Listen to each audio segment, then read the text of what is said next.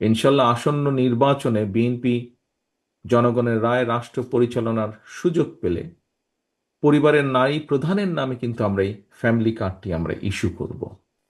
বাংলাদেশে আমরা যদি একটু খেয়াল করে দেখি, আপনাদের নিশ্চয়ই অনেকেরই ধারণা আছে, বাংলাদেশে পরিবার হিসাবে যদি আমরা চিন্তা করি তাহলে পরিবারের সংখ্যা প্রায় 4 কোটি। এর মধ্যে অর্থনৈতিকভাবে পিছিয়ে থাকা পরিবারগুলোর মধ্যে থেকে আমরা যেটা পরিকল্পনা করছি, যেটি আমরা প্ল্যান করছি সামনের দিনগুলোতে আমরা দের সুযোগ আসলে ইমপ্লিমেন্ট করা, যে প্রথম পর্যায়ে পরিবারগুলো যে আছে এ থেকে প্রথম পর্যায়ে কমপক্ষে 50 লক্ষ প্রান্তিক পর্যায়ের যে পরিবার তাদের কাছে আমরা ফ্যামিলি কার্ড চালু করব, চালুর পরিকল্পনা আমাদের রয়েছে।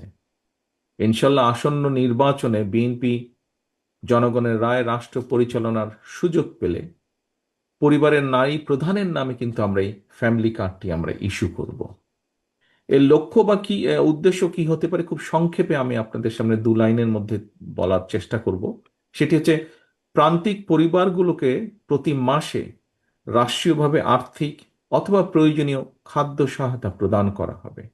আমরা আশা করছি এই ধরনের উদ্যোগে পরিবার এবং সমাজে একদিকে নারীর অর্থনৈতিক ক্ষমতায়ন ঘটবে, অপরদিকে পরিবারগুলোর সামনে ধীরে ধীরে স্বাবলম্বী হয়ে ওঠার সুযোগও তৈরি হবে।